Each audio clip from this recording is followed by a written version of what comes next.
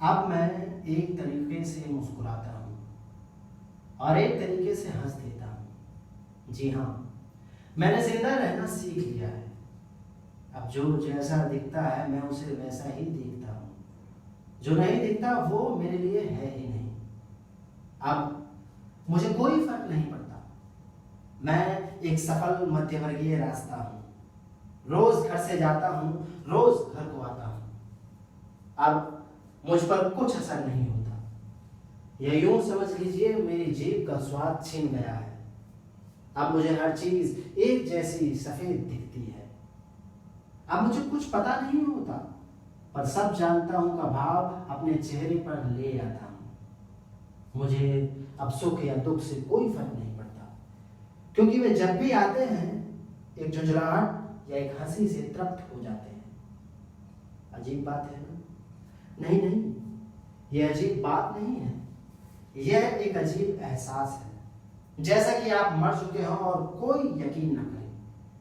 रोज की तरह लोग आपसे बातें करें, चाय पिलाएं, आपके साथ घूमने जाएं और सिर्फ आपको यह पता हो कि आप अब जिंदा नहीं हैं। नहीं नहीं, आप गलत समझ रहे हैं। ये कविता मैंने नहीं लिखी है। असल में ये मेरे बस की बात है ही नहीं। अब देखिए ना, इतने भारी भारी शब्दों को एक दूसरे से लड़ाना, उनकी आपस में कुश्ती कराना, फिर उस भीषण हिंसा के बाद आप किसी एक बात को बाहर निकालते हैं, ये अपने आप में आश्चर्य की बात है। और जहां तक मेरा सवाल है, मुझे तो पढ़ने और सुनने से ही पसीना आ जाता है। मुझे तो कुश्ती और कविता में कुछ खास अंतर नजर आता नहीं है। ना तो मुझे आज तक ये समझ आया है कि कुश्ती क्यों लड़ी जाती है, और ना ही मुझे ये समझ में आया है कि ये कविता क्यों लिखी जाती है।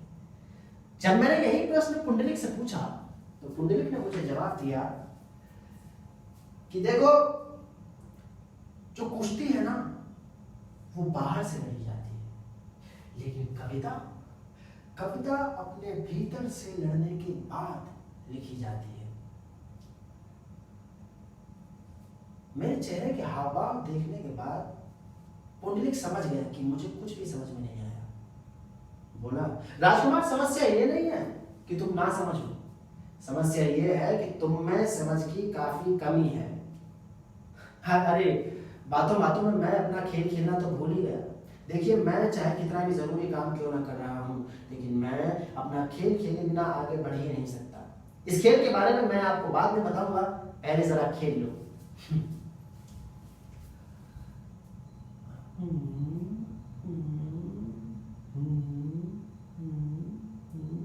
हाँ, समस्या।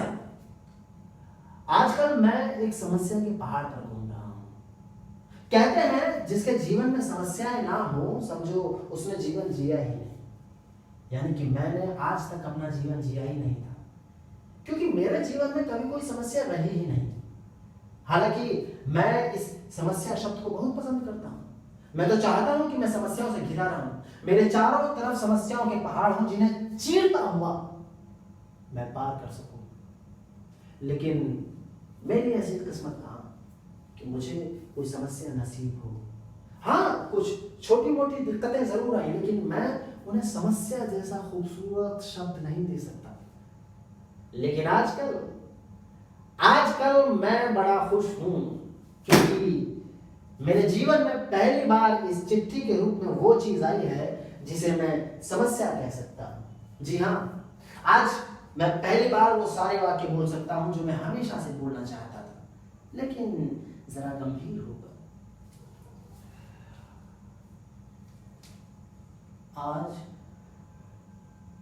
आज मैं समस्या में हूं।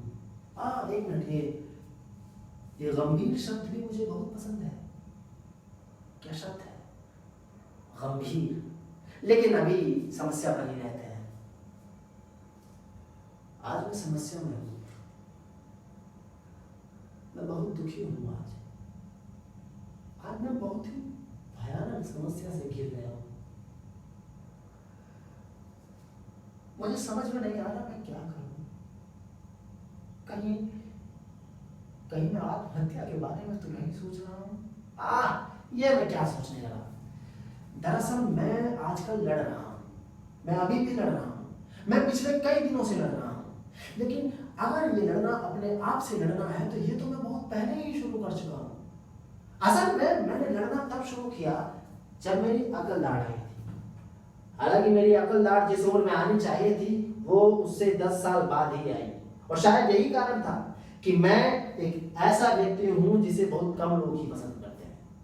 कम लोग यानी 2-4 लोग ही, जिनमें से एक है मेरी माँ, क्योंकि उन्हें मुझे डांटने और मुझ पर खींचने की ऐसी आदत पड़ चुकी है कि वो मेरे बिना रह ही नहीं सकती। मैं कोई भी काम करता, मसलन कुछ भी ले लीजिए, मैं वो काम करने के बाद हमेशा तैयार हो जाता अपनी माँ के चेहरे की अजीब सी बनावट को देखने के लिए। उनके झुर्रीदार चेहरे पर और गाढ़ी होती झुर्रियां और अपने दोनों हाथों ऊपर उठाकर अपने छोटे से कद को विकराल दिखाने जैसे माँ के नृत्यों का मैं आदी हो चुका हूँ। लेकिन मेरी माँ और मैं एक दूसरे को बहुत पसंद करते हैं।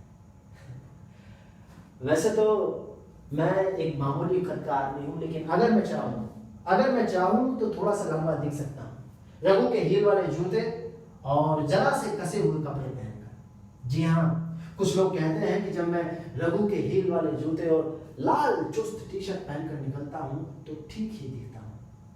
मैं हमेशा अपने सारे काम ठीक ही करता हूँ और ये सभी जानते हैं। बचपन में जब मेरा स्कूल में रिजल्ट आता था तो मेरी माँ हमेशा यही कहती, हाँ ठीक ही रहा इसका रिजल्ट।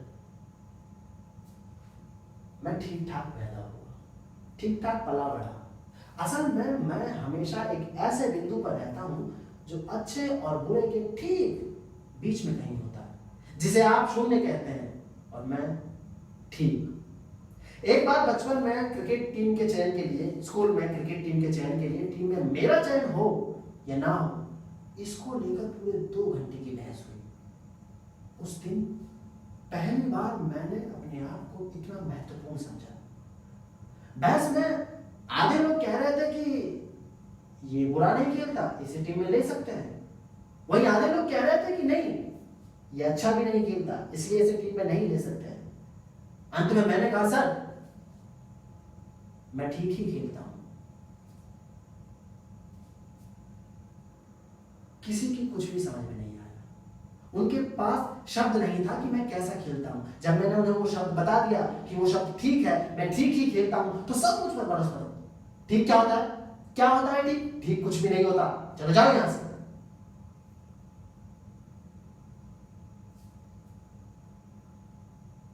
तब से लेकर आज तक मैंने सिर्फ लोगों को ही क्रिकेट खेलते हुए देखा है।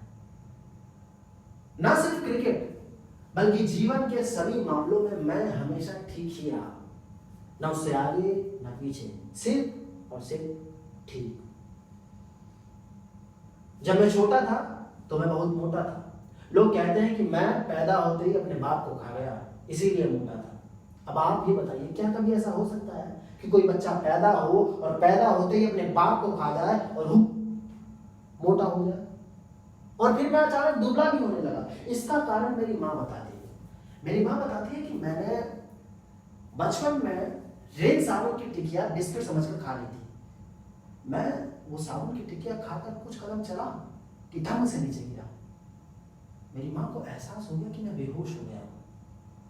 मेरी माँ बताती है कि उन दिनों उन्होंने मदर इंडिया फिल्म देखी थी, सो मेरी माँ ने मुझे गोद में उठाया और अस्पताल की ओर भागने लगी। मैंने मदर इंडिया फिल्म नहीं देखी थी, लेकिन मेरी माँ मुझे लेकर भागी क्यों? असल में मेरी माँ उस दिन माँ की भूमिका को जी भर के निभाना चाहती थी, सो उन्होंने निभाई। 1.5 किलोमीटर तक मुझ जैसे मोटे ताजे बच्चे को लेकर भागना। मेरी माँ पसीना पसीना हो गई थी। जब वो अस्पताल पहुंची तो डॉक्टर ने उन्हें डांट दिया, तुम्हारे भागने की वजह से तुम्हारे बेटे ने जो साबुन खाया था ना, वो छाग बन के चारों तरफ से निकल रहा है। अब तुम्हें कई सालों तक उसका ख्याल रखना होगा। जब तक उसकी उम्र 10 साल ना हो जाए तब तक उसके सर पे कोई चोट नहीं लगनी चाहिए। शायद साबुन खाने की वजह से ही मेरी अकल दाढ़ देर से आई, लेकिन ये कोई कब कह सकता है कि उसे अकल आ गई है? मतलब कोई बल्ब तो होता नहीं है कि बटन दबाया और कह दिया अरे लाइट आ गई, अरे अकल आ गई, ऐसे तो नहीं होता। तो फिर कोई कब कह सकता है कि उसे अकल आ गई? यही प्रश्न एक दिन पुंडलिक ने मुझसे पूछ लिया। मुझे लगा वो मेरी अकल देखना चाहता है, सो मैं घबरा गया। मैंने ज्यादा सोचा नहीं, क्योंकि अगर मैं सोचता तो उसे लग जाता कि मेरे पास अकल है ही नहीं।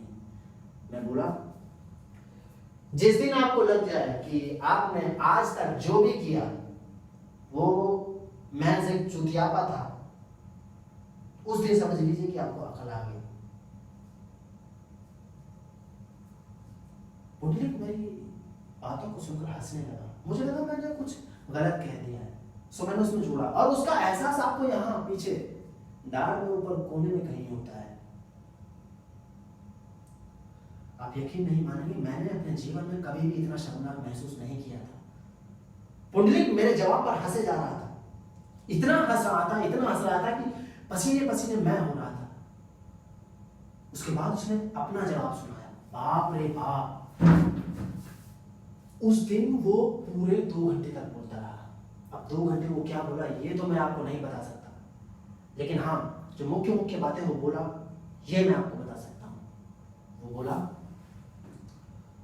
फूल न जुम्बिश को तेरी मेरी यही कहानी, समझ की भौरा आया, समझ की दाढ़ में था दर्द, दांत से हाथ निकलते ही दर्द के मारे पैर बजे, छन छन छन छन छन छन छन छन छन छन छन छन छन छन छन छन छन छन। घोड़ा दिमाग जब भी चलता पंखे सी आवाजें करता, खर खर खर खर खर खर खर खर खर खर खर खर खर खर खर खर। धरती के बोझ, मेंढक के नाती, ओस के बूंद, हाथी के दांत, अकल की दाढ़, मुंह का निवाला, रात का चांद सुबह के सूरज जैसा निकला, सारी की सारी चिड़ियाएं फर फर फर फर फर फर फर फर फर फर फर फर फर फर फर फर। उस दिन पुंडलिक कब उठा, कब रात हुई, कब सुबह हुई, मुझे कुछ पता नहीं चला। वैसे पुंडलिक भी बड़ा ही अजीब आदमी था।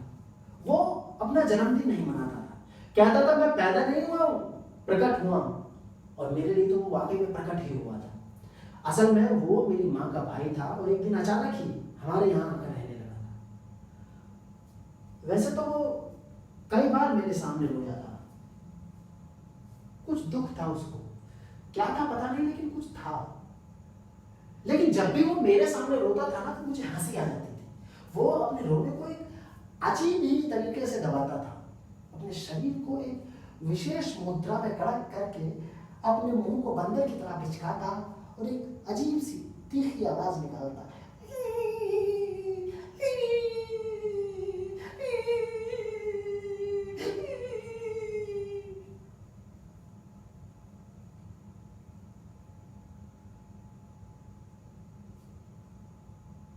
वो अपनी मां को बहुत चाहता था।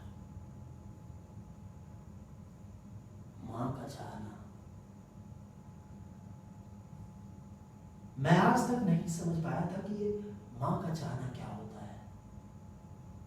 मैं जब भी अपनी मां के बारे में सोचता तो मुझे एक सूखी लकड़ी जैसी औरत दिखाई देती, जो पूरा दिन अपने ही घर में ढूंढ ढूंढ कर काम निकालती थी। कितना अजीब होता है ना, कई सालों तक एक ही घर में लगातार काम करते जाना। मुझे तो वो घर घर लगता ही नहीं था, एक नाव लगता था जिसमें ढेर सारे गड्ढे हैं, और मेरी माँ उस नाव के बीचों बीच बैठी है अपने हाथ में एक मग्गा लेकर, और वो लगातार उस मग्गे से पानी बाहर फेंके जा रही है। माँ से याद आया, इस वक्त मुझे अपना पसंदीदा खेल खेलना ज्यादा जरूरी है। असल में मुझे अपना पसंदीदा खेल खेलना तब ज्यादा जरूरी हो जाता है जब मैं सोचते सोचते कहीं से कहीं निकल जाता हूँ।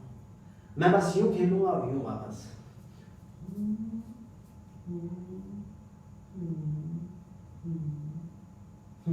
हाँ, मेरी माँ बहुत आलसी है। इसका पता मुझे धीरे धीरे ही चला, क्योंकि अगर मदर इंडिया वाली घटना को छोड़ दिया जाए तो मेरी माँ सचमुच बहुत आलसी है। इसका प्रमाण है मेरा नामकरण। आप देखिए ना, मेरी माँ ने मेरा नाम राजू रखा, जो कि भारत में हर दूसरे आदमी का नाम होता है। और तो और मेरी माँ का वात्सल्य मेरा स्कूल में दाखिला कराते वक्त ऐसा जागा कि उन्होंने राजू को आगे बढ़ाकर राजकुमार कर दिया। राजकुमार। वैसे मेरे ख्याल से इस दुनिया में हर आदमी को अपना नाम खुद रखने की आज़ादी होनी चाहिए। वैसे मेरी माँ बहुत रहस्यमय भी थी, और इस बात के बारे में सिर्फ मुझे ही मालूम था। वो जब भी अपनी अलमारी खोल के अपना लाल रिबन निकालती तो समझ लीजिए कि समय हो गया। वो अपना लाल रिबन बांधती और निकल जाती। असल में उन्हें शौक था, अकेले फिल्म देखना उन्हें बहुत अच्छा लगता था, और कोई धार्मिक फिल्में नहीं, रोमांस वाली, मार धाड़ वाली। अब रोमांस वाली फिल्मों का तो मुझे पता नहीं, लेकिन मार धाड़ वाली फिल्मों का मेरी माँ पर असर दिखने लगा था। उनका चेहरा उम्र के साथ साथ मर्दाना होता जा रहा था। उनकी दाढ़ी मूंछ निकलने लगी थी, और बात बात पर मुझे डांटते वक्त वो हमेशा यही कहने लगी थी, कुत्ते मैं तेरा खून पी जाऊंगी। फिर एक दिन मुझे पुंडलिक ने एक किताब दी, मदर, मैक्सिम गोर्की। मुझे आश्चर्य हुआ, क्योंकि मैं अभी तक सिर्फ यही समझता था कि इस दुनिया की सारी माएं एक नियम के तहत एक जैसा व्यवहार करती हैं। पर ये क्या? पुंडलिक ने मुझे बताया था कि ये एक सच्ची कहानी है। क्या ऐसी भी कोई मां हो सकती है? तब मुझे याद आया कि पुंडलिक ने मुझे एक बार कहा था कि वो अपनी मां को बहुत चाहता है। पुंडलिक, क्या तुम्हारी मां भी गोर्की की मदर जैसी ही है? मेरा ये सवाल सुनकर पुंडलिक थोड़ा चुप रहा। कुछ देर बाद बोला,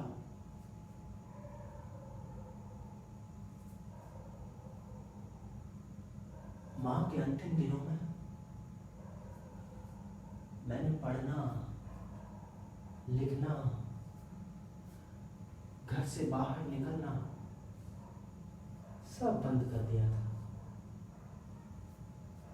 मैं बस मां के पास रहा करता था, उनके पास बैठकर उन्हें गीता पढ़कर सुनाता था। कई सालों तक मैं घर से बाहर ही नहीं निकला।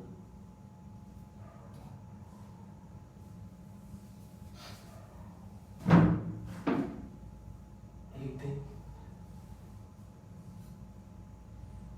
गीता सुनते सुनते ही मां की मृत्यु हो गई।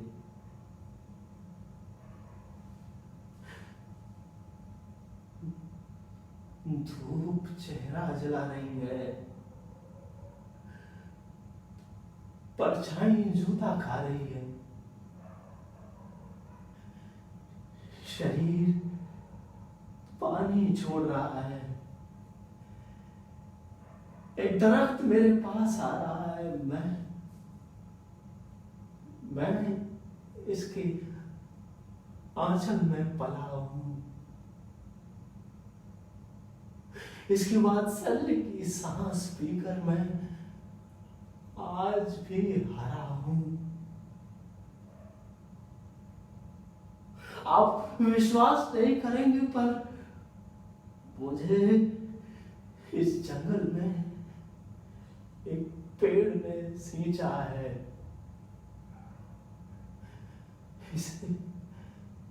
इसे मैं मां कहता हूं। जब रात शोर खा चुकी होती है, जब हमारी घबराहट हमारी नींद को रात से छूटा कर देती है, जब हमारी कायरता हमारे सपनों में दखल दे रही होती है, तब उसकी उंगलियां हमारे माथे पर हरकत करती हैं, और मैं सो जाता हूं, और मैं सो जाता हूं, सो जाता हूं।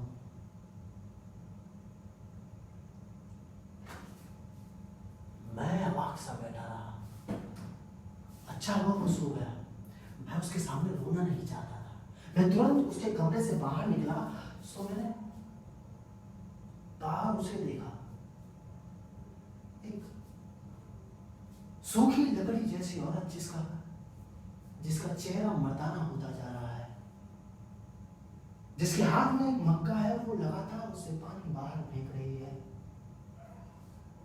मुझे लगा मैंने पहली बार अपनी मां को देखा।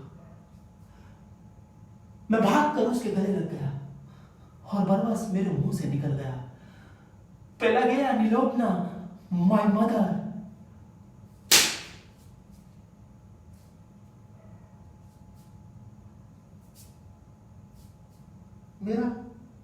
मेरा सर घूमने लगा। उसके वात्सल्य से भरे हुए उंगलियों के निशान मैं अपने गालों पर कई दिनों तक महसूस करता रहा, लेकिन इस घटना से मैंने हार नहीं मानी। मैंने मां को मदर कहना नहीं छोड़ा। हालांकि मैं मदर अपने भीतर बोल लेता था तो मां बाहर बोलता था, मदर मां, मदर मां, ऐसे। मेरा गांव जंगल और हाईवे के ठीक बीच में था। मेरा घर हाईवे के बिल्कुल किनारे पर था और सड़क के उस पार एक ढाबा था जहां अजीब से चेहरे वाले लोग जोर जोर से चिल्लाते और हंसते हुए खाना खाते थे। वैसे मैं दिन में सड़क के उस पार बहुत कम ही जाता था। मैं तो सुबह 5 बजे जाता था, क्योंकि मेरा जरूरी काम सुबह 5 बजे ही होता था। मैं सुबह 5 बजे सड़क के उस पार जाकर ट्रक के पीछे कुछ लिख दिया करता था। मुझे बस इतना मालूम था कि ये सारे ट्रक पूरे देश में, हर गांव, हर शहर में जगह जगह जाते हैं। सो मैं ट्रक के पीछे छोटे छोटे अक्षरों में कुछ लिख देता था। किसके लिए पता नहीं, ये मेरे लिए बिल्कुल अंतरिक्ष में संदेश भेजने जैसा ही था।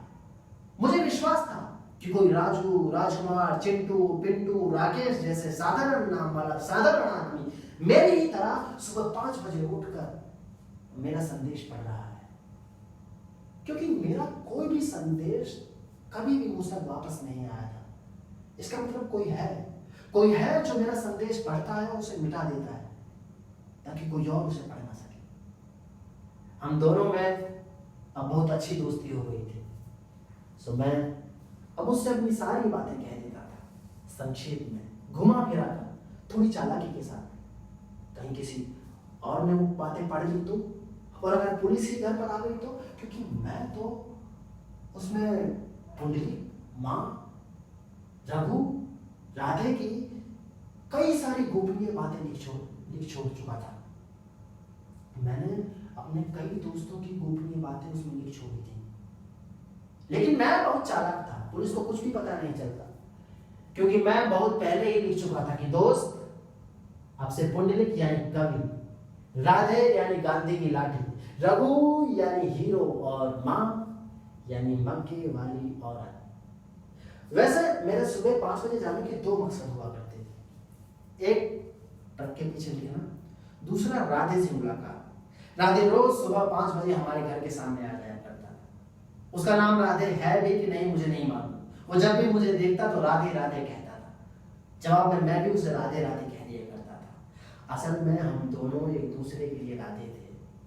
मैं राधे को सोने वाला बूढ़ा कहकर पुकारता था, क्योंकि वो सोना बीनने का काम करता था। असल में हमारे घर में 2 छोटी छोटी सोने चांदी की दुकानें थी जिनका किराया हमें मिलता था। राधे रोज सुबह 5 बजे अपनी छोटी सी लोहे के दांत वाली झाड़ू लेकर आता और सोना बीनना शुरू कर देता। काम करते वक्त राधे हमेशा चुप रहा करता था, सिर्फ उसके सांस लेने की आवाज मुझे आती थी। मैं राधे को बहुत सालों से जानता था। वो अपने जीवन में सिर्फ एक बार ही गांव से बाहर गया था। वो उसके जीवन की पहली और अंतिम यात्रा थी। वो गांधी जी को देखने, सिर्फ गांधी जी को देखने एक बार साबरमती आश्रम गया था। यह उसके जीवन की एकमात्र उपलब्धि थी, जिसके बारे में वो अब तक कम से कम 50 से भी ज्यादा बार बता चुका था। जब भी राधे गांधी जी से मुलाकात की घटना के बारे में बताता, हर बार गांधी जी उससे अलग अलग बातें कहा करते। कई बार गांधी जी राधे से नमस्ते कहते और राधे लौट आता।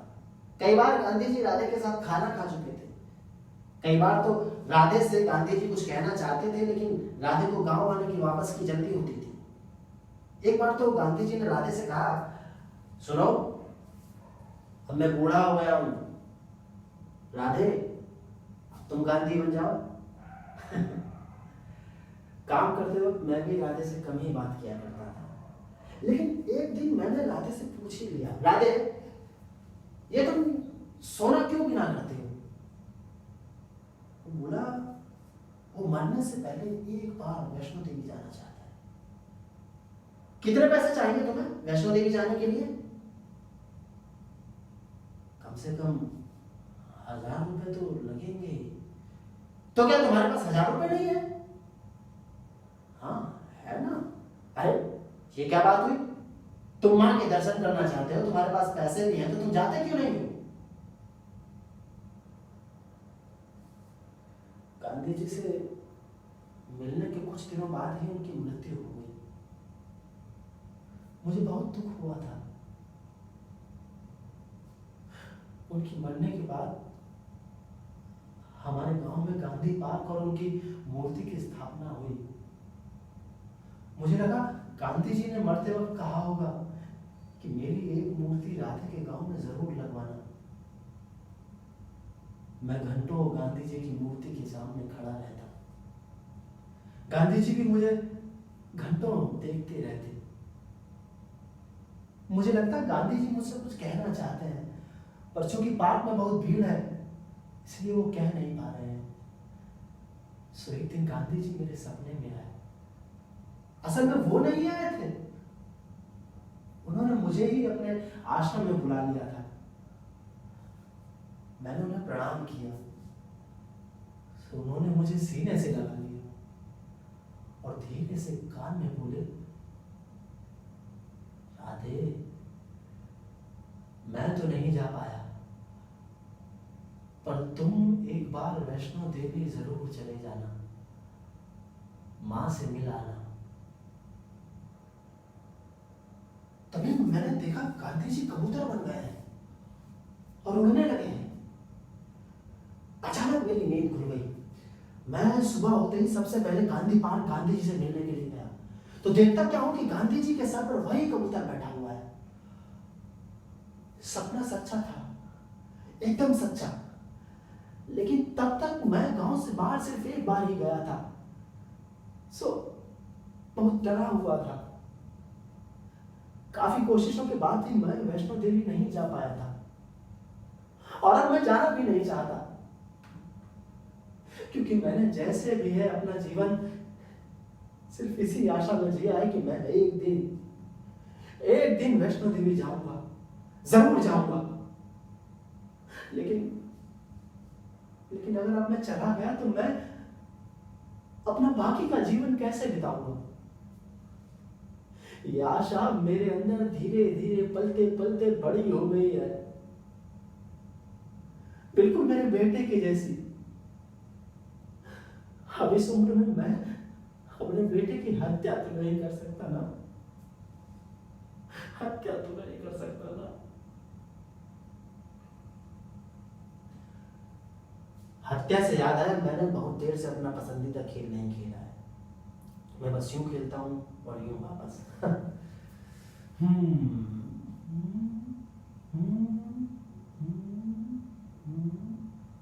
हाँ, गांधी जी। मुझे याद है मैंने गांधी जी के बारे में स्कूल में पढ़ा था।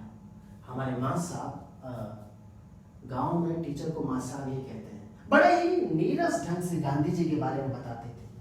ना तो हमारे मां साहब को गांधी जी के बारे में बताने में और ना ही हमें गांधी जी के बारे में सुनने में बिल्कुल भी मजा आता था, और मुझे तो बिल्कुल भी नहीं आता, क्योंकि तब तक मैं रघु के विशाल और चमकदार संसार में प्रवेश कर चुका था।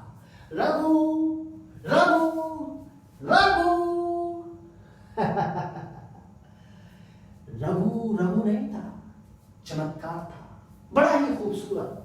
उससे सब डरते थे, क्योंकि एक तो उसके पिताजी पुलिस में थे, जिनका तबादला हमारे गांव में हो गया था। दूसरा, पूरे गांव में रघु ही ऐसा था जो थोड़ी बहुत अंग्रेजी बोल सकता था, हमारे माँ साहब भी उससे डरते थे, क्योंकि रघु की अंग्रेजी का जवाब हमारे हिंदी के मास्टरों के पास बिल्कुल भी नहीं था।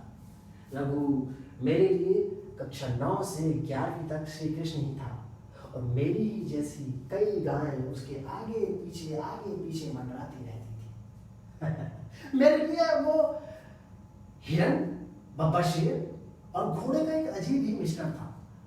वो हमेशा क्लास में लेट आया करता था, लेकिन उसके आने से पहले उसकी आवाज क्लास में आ जाया करती थी, घोड़े जैसी टप टप टप टप टप। उसके लंबे हील वाले जूते, और जैसे ही वो क्लास के दरवाजे पर प्रकट होता तो बब्बर शेर जैसे उसके लंबे लंबे बाल देखकर हमारे माँ साहब अपनी कुर्सी छोड़ दिया करते थे। बड़े ही चुस्त कपड़े पहना करता था, बहुत ही रंगीन, पूरा गांव एक तरफ और रघु एक तरफ। और वो किसी भारतीय नहीं बल्कि किसी विदेशी भगवान को मानता था।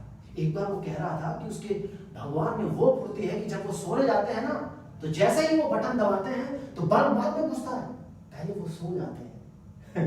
मैंने अपने ट्रक वाले दोस्त को रघु के बारे में बहुत सी बातें बताई थी। अब मैं घर सिर्फ सोने के लिए जाता था, खाना पीना सब भूल चुका था। मैं दिन भर राधे रघु के पीछे पीछे भागा करता था।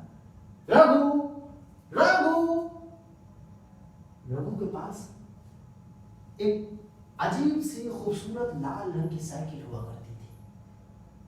जब वो अपनी लाल चुस्त टी शर्ट और अपने हील वाले जूते पहनकर साइकिल पर चलता था तो क्या लगता था। मैं उसकी साइकिल के पीछे पीछे भागा करता था, उसकी साइकिल की घंटी की आवाज सुनने के लिए। जब वो अपनी साइकिल कहीं खड़ी करके चला जाता तो मैं चुपके से उसकी साइकिल की घंटी बजा दिया करता था।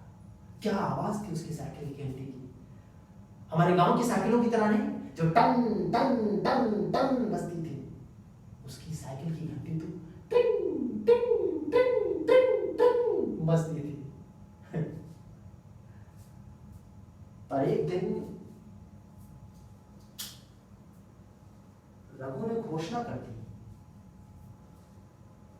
मैं ये गांव छोड़कर जा रहा हूं, मेरे पिताजी का तबादला शहर हो गया है। क्या? नहीं रघु, तुम ये नहीं कर सकते। मैं तुम्हारे बिना कैसे रहूंगा रघु, तुम मुझे छोड़कर नहीं जा सकते रघु। नहीं रघु रघु, मैं तुम्हारे बिना नहीं रह सकता रघु। रघु प्लीज, मैं तुम्हारे बिना नहीं रह सकता रघु, तुम मुझे छोड़ के नहीं जाओगे।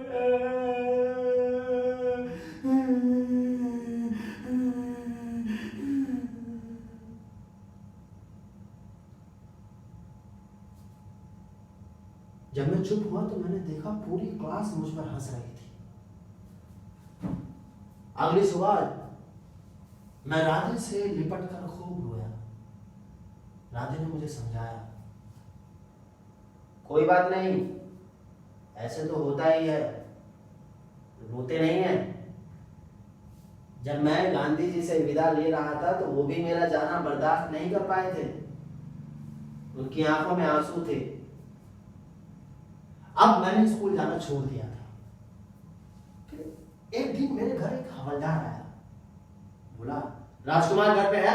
मुझे लगा कि पुलिस को ट्रक वाली बात पता चल गई है। मैं डरते डरते हवलदार के पास गया।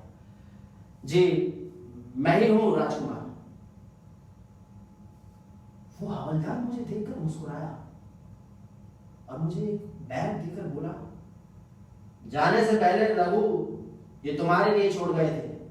अच्छा नमस्ते। रघु मेरे लिए एक बैग छोड़कर गया था। उस बैग में रघु के हील वाले जूते और उसके भगवान की तस्वीर थी। काश आप उसके भगवान की फोटो देख पाते। बहुत बाद में मुझे किसी ने बताया कि रघु के भगवान का नाम ब्रूस ली था। Bruce Lee. हे ब्रूस ली भगवान, मेरी मदद करना। प्रणाम है आपको, प्रणाम है आपको, प्रणाम। रघु के हील वाले जूते मैं बहुत ज्यादा पहन नहीं पाया क्योंकि वो मुझे काटते थे। लेकिन जब तक मेरा पैर सूज नहीं गया तब तक मैंने रघु के जूते पहनना नहीं छोड़े। एक दिन मेरा सूजा हुआ पैर कुंडली ने देख लिया।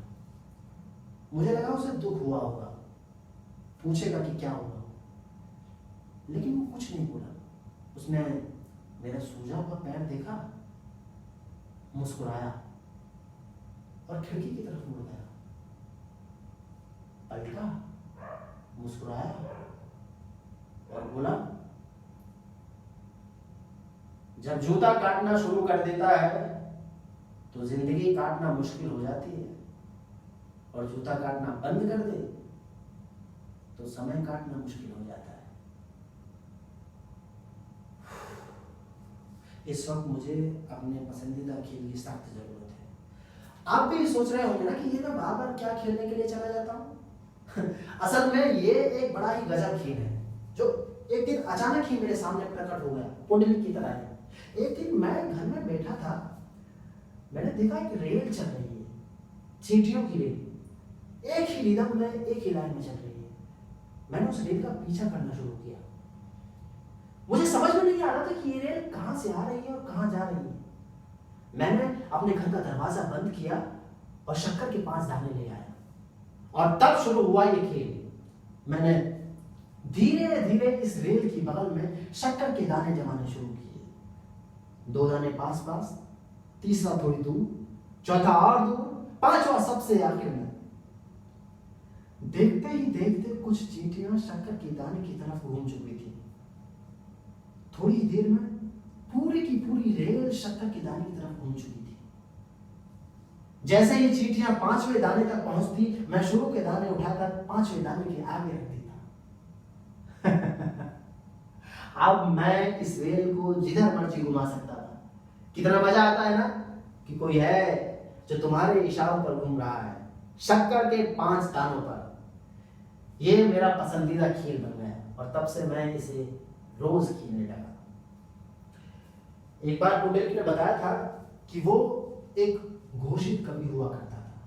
उसने लगभग हर विषय पर कविता लिखने की कोशिश की थी, दर्द भरी, रोमांस वाली, प्यार वाली, पत्थर पर, पर्यावरण पर, फूल पर, ना जाने कितने ही विषयों पर पुंडलिक ने कविता लिखने की कोशिश की थी, पर किसी ने भी उसे कौड़ियों भी नहीं पूछा। एक समय ऐसा आया कि लोग पुंडलिक से भागने लगते थे। पुंडलिक चिल्लाता, नहीं भाई साहब नहीं, अब मैं कोई कविता नहीं सुनाऊंगा। लेकिन कोई भी नहीं रुकता। अगर कोई रुक भी जाता तो पुंडलिक उसे घुमा फिरा कर एक कविता सुना ही देता था। लोग उसका मजाक उड़ाने लगे थे। जिस घर में पुंडलिक जाता था उस घर से चीख पुकार की आवाजें घर के बाहर तक लोगों को सुनाई देती थी। पुंडलिक ने बच्चों पर कविताएं लिखी, सो बच्चों ने मोहल्ले में खेलना बंद कर दिया। बच्चा बच्चा पुंडलिक के नाम से भी डरता था। लोग पुंडलिक के घर पर सब्जियां, किराने का सारा सामान खुद छोड़कर आ जाया करते थे, क्योंकि कोई भी किसी भी बहाने से पुंडलिक की कोई भी कविता सुनना नहीं चाहता था, छापना तो दूर की बात है। एक दिन अजब ही हुआ। मैं अपना चींटियों वाला खेल खेल रहा था। मुझे लगा मैं चींटी हो गया हूं। मुझे बड़ा ही अजीब महसूस हुआ। मुझे ऐसा लगने लगा कि कहीं चींटियों के साथ खेलते खेलते मेरी अकल भी चींटियों की तरह तो नहीं हो गई। फिर मेरी नजर शक्कर के दानों पर पड़ी। वो शक्कर के दाने ना होकर मां, पुंडलिक, राधे, रघु और मेरा ट्रक वाला दोस्त हो गए हैं। मैंने उनका पीछा करना शुरू किया तो मुझे एहसास हुआ कि कोई है जो मेरे साथ खेल रहा है, जबकि मैं उसके साथ नहीं खेल रहा हूं। जैसा कि मैं चींटियों के साथ खेलता था, लेकिन चींटियां मेरे साथ नहीं खेल रही थी। हो सकता है चींटियां किसी के साथ खेल रही हो, जबकि वो चींटियों के साथ नहीं खेल रहा हो। इसका मतलब सभी के साथ खेल रहे हैं। यानी पुंडलिक भी मेरे साथ खेल रहा है। जी हां, पुंडलिक भी मेरे साथ खेल रहा है। अब आपको मेरी समस्या का पता चलेगा। असल में ये समस्या पुंडलिक के रूप में मेरे सामने आई। हुआ क्या, पुंडलिक जो है अपना कविता संग्रह छपवाना चाहता था। शहर में कोई ताराचंद जायसवाल उसका दोस्त है जो संग्रह छपवाने में उसकी मदद कर रहा था। मैंने उसकी सारी कविताएं सुनी थी, कुछ तो इतनी बार सुनी थी कि मुझे आज भी जबानी याद है। समस्या तब शुरू हुई जब पुंडलिक घर छोड़कर जा रहा था। एक दिन वो मेरे सामने आया, मैंने देखा उसके एक हाथ में उसकी डायरी जिसमें वो कविताएं लिखता था और एक खत, और दूसरे हाथ में मेरी मां की तस्वीर और गीता थी। मुझे बोला, अपने दोनों हाथ रखकर कसम खाओ, कसम खाओ अपनी मां की, कसम खाओ इस गीता की, कसम खाओ मेरी कविताओं की कि तुम मेरा कविता संग्रह जरूर छपवाओगे। मैं कसम खाता इससे पहले मैंने देखा कि पुंडलिक ने अपना सारा सामान बांध लिया है। कहां जा रहे हो पुंडलिक? हमारे गांव से शहर बहुत ज्यादा दूर नहीं था, मतलब सामान बांधने जितना बिल्कुल भी दूर नहीं था। पुंडलिक ने मेरे सवाल का जवाब नहीं दिया, वो सिर्फ कसम खाने पर अड़ा रहा। सो मैंने भी कसम खा ली, कसम धरती माता की, कसम विद्या रानी की, कसम गीता की, और भी 3-4 कसमें मैंने जोश जोश में अपनी तरफ से खा ली। मेरा क्या जाता था, कविता संग्रह पुंडलिक का था, ताराचंद जायसवाल उसे छपवाने वाला था, मैं कौन था? असल में मैं कोई था ही नहीं। लेकिन मुझे यह समझ में नहीं आ रहा था कि पुंडलिक मुझे क्यों कह रहा है, मुझे कसम खाने के लिए क्यों कह रहा है कि तुम मेरा कविता संग्रह जरूर छपवाना। असल में मैं कसम खाकर पूरी तरह से फंस चुका था। जी हाँ, कसम की रस्म पूरी होते ही पुंडलिक का चेहरा खिल उठा था। उसने अपना सामान उठाया और चलता बना। बोला, पहले शहर जाकर ये कविताएं और ये खत ताराचंद जायसवाल को दूंगा। इसमें मैंने कविताओं के बारे में और तुम्हारे बारे में सब कुछ लिख दिया है। फिर उसके बाद वहां से तीर्थ यात्रा, और तीर्थ यात्रा के बाद फिर संन्यास। कविताओं के बारे में तो ठीक था, लेकिन उस खत में मेरे बारे में लिखने की क्या जरूरत थी? मैंने तो सिर्फ उसकी कविताएं सुनी थी और आधे से ज्यादा तो मुझे समझ में भी नहीं आई थी। असल में मैं कसम खाकर पूरी तरह फंस चुका हूं। कैसे पुंडलिक ने मुझे इस समस्या में फंसाया, उसका पता मुझे अभी कुछ दिन पहले ताराचंद जायसवाल की मिली इस चिट्ठी से पता लगा। जानते हैं पुंडलिक ने मेरे साथ क्या किया? ताराचंद जायसवाल की इस चिट्ठी में क्या लिखा है, सुनिए, मैं पढ़ के बताता हूं। लिखते हैं, राजकुमार, कवि हृदय महान कवि को मेरा नमस्कार। आपकी कविताएं पढ़कर काफी खुशी हुई। पुंडलिक आपकी कविताओं के बारे में पहले भी मुझे बता चुके हैं। सारे लोग आपकी कविताओं की तारीफ कर रहे हैं। अगले महीने तक संग्रह छप जाएगा, पर एक परेशानी है, संग्रह में एक कविता कम पड़ रही है। ऐसा मैं नहीं, हमारे संपादक महोदय सोचते हैं। आप तो बड़े कवि हैं, इस संग्रह के बाद तो आपका नाम बड़े बड़े कवियों के साथ लिया जाएगा। कृपया एक कविता जल्द से जल्द भेजने का कष्ट करें। मेरी बेटी आपकी कविताओं की दीवानी है। शादी करने के बारे में क्या विचार है आपका? पुंडलिक आपकी काफी तारीफ करता था। दर्शन कब होंगे? संग्रह में आप अपना नाम राजकुमार ही रखेंगे या कोई उपनाम भी जोड़ेंगे? बता दीजिएगा। आपका अपना ताराचंद जायसवाल। अब मैं कसम खाकर पछता रहा था। ये समस्या बहुत ही गंभीर रूप ले चुकी है। मैं तो खुद चाहता हूं कि उसका कविता संग्रह छपे, लेकिन ऐसे? आपको मालूम है मैंने क्या क्या नहीं किया। मैं पिछले कई दिनों से पुंडलिक की किताबों की तलाश ही ले रहा हूं कि कहीं वो 4 लाइन, 2 लाइन, 1 लाइन लिखी छोड़ गया हो, लेकिन मुझे कुछ भी नहीं मिला। फिर अंत में मैंने पुंडलिक की तरह पैर उठाया और उसी की तरह सोचते हुए लिखने की कोशिश की। फर फर, छर छर, खर खर, फर फर, खर खर, छर छर, खर खर, छर छर। मैं इसके आगे बढ़ ही नहीं पाया। असल में ये बात ना मुझे तब समझ में आई थी, ना ही आज समझ में आएगी। कुश्ती मुझे अब समझ में आ जाती थी, लेकिन कविता मेरे लिए आज भी आश्चर्य का विषय ही है। लेकिन ऐसा नहीं है कि मैंने कुछ लिखा नहीं है। मैंने अभी 4 दिन पहले ही जो खत मुझे ताराचंद जायसवाल को भेजना है, उसकी शुरुआत और अंत लिख लिए हैं। ये रहा, सुनिए, शुरुआत कुछ इस तरह से है। नमस्कार ताराचंद जी, नमस्ते, कैसे हैं आप? मैं ठीक हूं, आप अच्छे होंगे। मेरी कविता निम्नानुसार है। यहाँ मध्य में वो जगह है जहां कविता लिखी होगी, अभी कविता नहीं है, और ये रहा अंत। उपर्युक्त कविता ठीक है, मैं भी ठीक हूं, गलती माफ। यह कविता भेजने के बाद मैं ये घर, ये गांव, ये शहर, ये देश छोड़कर जा रहा हूं। मेरा पीछा करने की कोशिश मत करना। कविता संग्रह जरूर छापना, आपको कसम है। आपका आज्ञाकारी कवि राजकुमार गंभीर। जी हाँ, गंभीर नाम मैंने जोड़ दिया था।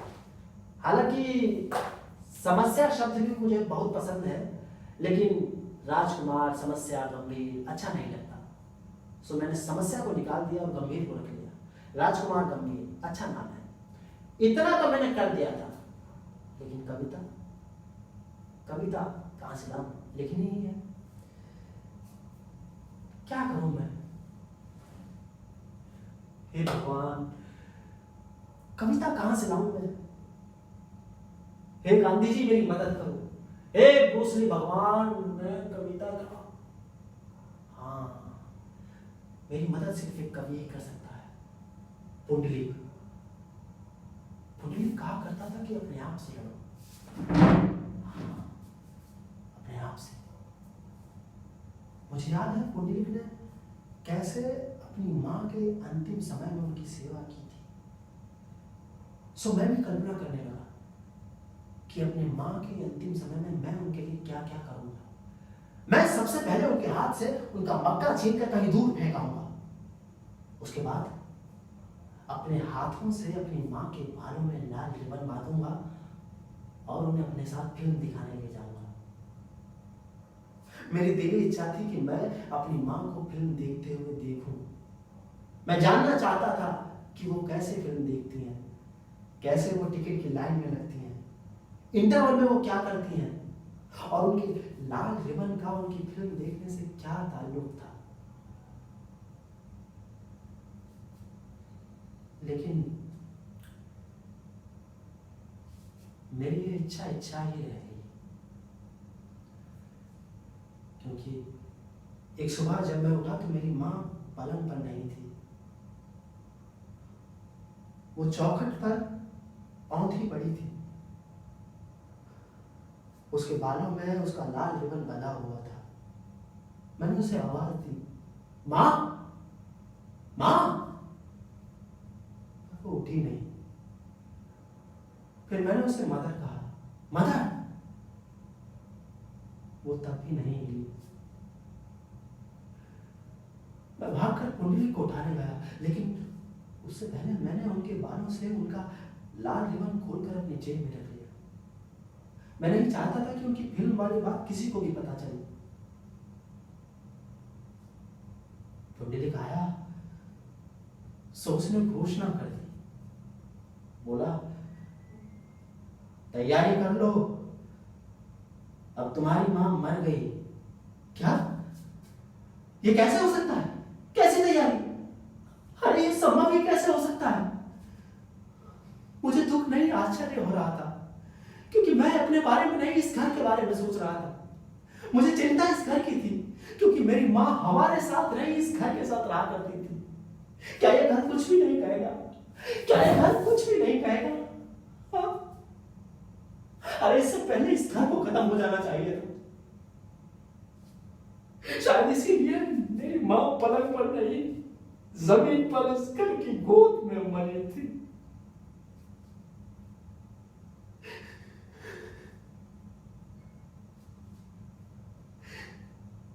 तैयारी कर लो, पुंडलिक कहकर चला गया। मुझे मेरी मां के पास अकेला छोड़। मैं क्या करता? मैंने अपनी मां को पलटाया, उनके सर के नीचे एक तकिया रखा और वही खड़ा होकर उन्हें देखता रहा, उनकी सूखी लकड़ी जैसी देह को।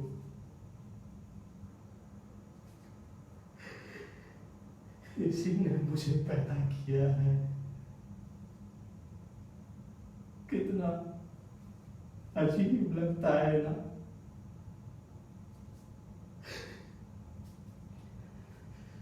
धूप चेहरा जला रही है, परछाई जूता खा रही है, शरीर पानी छोड़ रहा है। एक दरख्त मेरे पास आ रहा है, इसके आंचल में मैं पला हूं,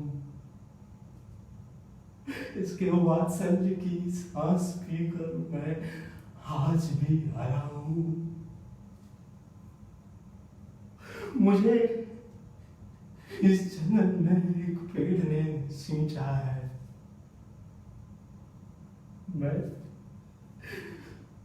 मैं इसे मां कहता हूं। मां।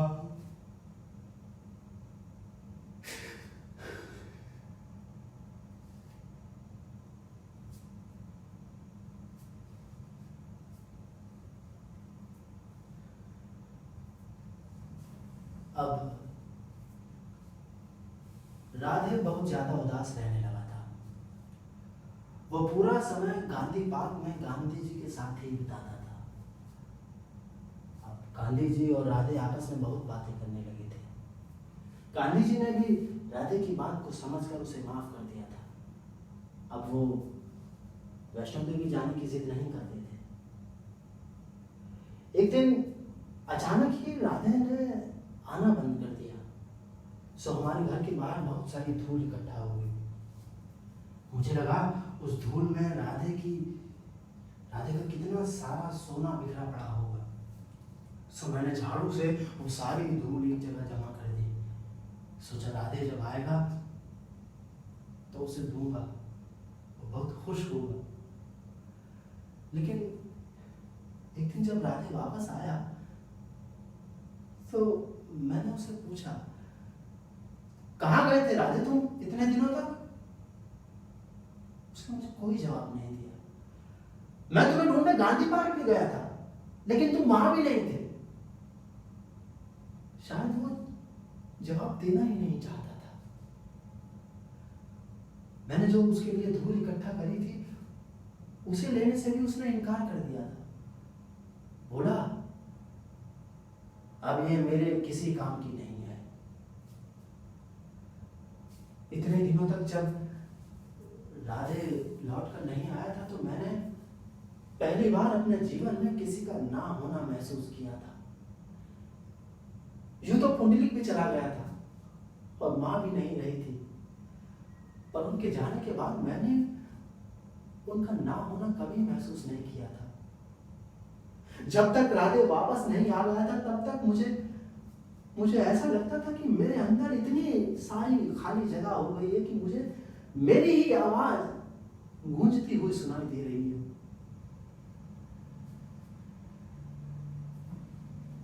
अब राधे है, मैं हूं और मेरा ट्रक वाला दोस्त है। हम तीनों हैं और हम बहुत खुश हैं। बस यही खत्म हुई मेरी लड़ाई। बस यही है जो मेरे साथ घटा। मतलब बस इतना ही है जो मुझे याद है, जिसे सुनाया जा सकता है। लेकिन इतने के बाद भी मुझे ये समझ में नहीं आता कि इस सब में ऐसा क्या है जो कविता है। पुंडलिक एक कवि है, कविता नहीं है। मेरी माँ भी मेरी माँ ही है। वो पुंडलिक की माँ या गोरकी की मदर जैसी बिल्कुल भी नहीं है। मेरी माँ के जीवन में घटनाएं हैं, कविताएं नहीं है। राधे भी राधे ही है। वो गांधी पार्क में गांधी जी की लाठी के अलावा और कुछ नहीं है। अपने ट्रक वाले दोस्त के बारे में मैं चुप रहना ही पसंद करूंगा। रघु मेरे लिए चमत्कार था, चमत्कार है और चमत्कार ही रहेगा। लेकिन कविता तो वो नहीं। मैं अपने आप से जितना लड़ सकता था लड़ा, लेकिन मुझे कविता कहीं नहीं मिली। उधर ताराचंद जायसवाल मेरा इंतजार कर रहा है, मेरे जवाब का इंतजार कर रहा है, लेकिन मैं अभी तक एक भी शब्द नहीं लिख पाया हूं। ए पुंडरीक, मुझे माफ कर देना, कसम वसम चूल्हे में फंसा हूं, सड़ी सुपारी बन में डाली, सीता जी ने कसम उतारी। ये मैं क्या कह रहा हूं, ये सब मैं अपने आप को बहलाने के लिए कर रहा हूं, लेकिन मुझे कविता लिखनी नहीं आएगी। मैं कविता मैं लिखूंगा, मैं अभी लिखूंगा, मैं आज ही लिखूंगा, मैं अभी लिखूंगा, मैं लिखूंगा, मैं कविता लिखूंगा, मैं लिखूंगा, लिखूंगा, लिखूंगा, लिखूंगा, मैं कविता लिखूंगा, लिखूंगा, लिखूंगा।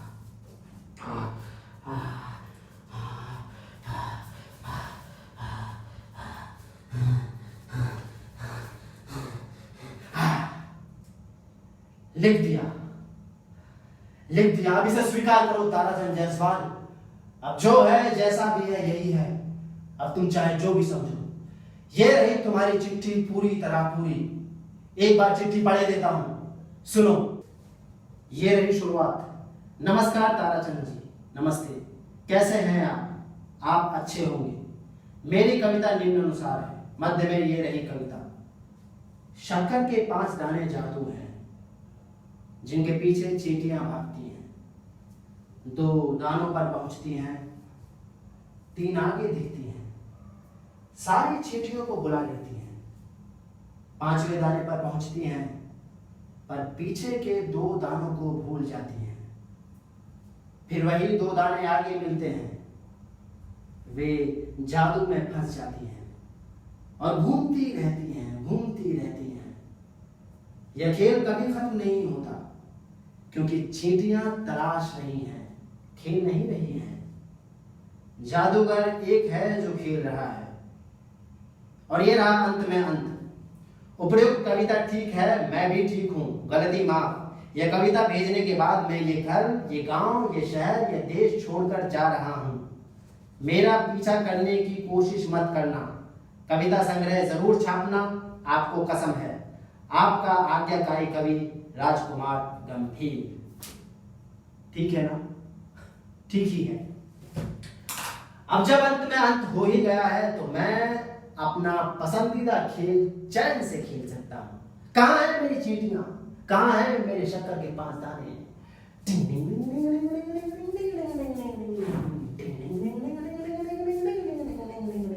टिंग